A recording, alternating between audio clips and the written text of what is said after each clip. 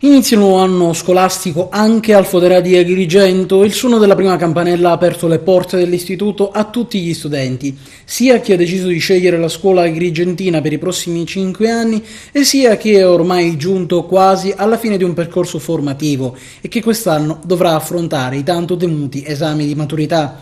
Grande soddisfazione da parte della dirigente scolastica, la dottoressa Patrizia Pilato, che ha voluto fare il punto della situazione del precedente anno scolastico. Dottoressa Patrizia Pilato, l'anno scolastico inizia anche al Fodera.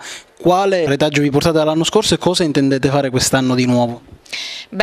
Sicuramente il percorso della continuità è assolutamente imprescindibile. Noi portiamo avanti intanto quest'anno e portiamo a regime la riforma avviata, quantomeno i contenuti della riforma avviata già 2 anni fa sulla buona scuola, che prevedono le attività di alternanza. Quest'anno appunto porteremo al conseguimento del titolo di studio quegli alunni che hanno iniziato i percorsi 2 anni fa e che quindi verranno diplomati con la certificazione e le competenze acquisite nei percorsi di alternanza scuola-lavoro, percorsi che stiamo riprogettando ancora una volta per quest'anno, molti nel segno della continuità, perché appunto abbiamo scelto di lavorare con aziende che ci hanno assicurato un sostegno assolutamente triennale. Pertanto anche per i ragazzi credo che sia fondamentale poter contare su questa continuità.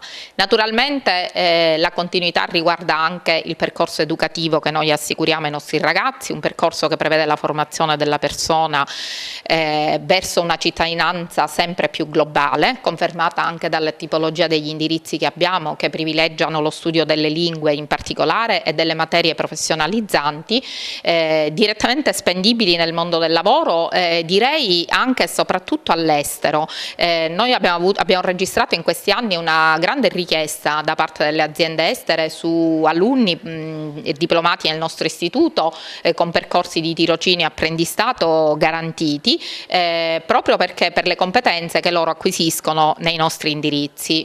Noi confermiamo l'indirizzo tecnologico con appunto l'azienda agraria e l'istituto agrario, che quest'anno andranno a pieno regime, e con la conferma dei diplomi in energia e nel vecchio geometra, che oggi è diventato invece un indirizzo più professionalizzante e che rimane ancora uno di quelli che consentono agli alunni di accedere direttamente al mondo del lavoro come liberi professionisti.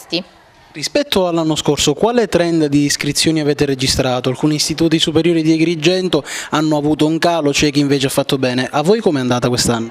Allora, noi abbiamo un organico stabile. Devo dire che nel corso degli anni, considerato che bisogna sottolineare il fatto che ad Agrigento insistono 2 istituti tecnici che hanno gli stessi indirizzi, pertanto considerato che c'è questo doppione di indirizzi, io credo che la stabilità dell'organico sia un elemento positivo che noi possiamo registrare nell'istituto.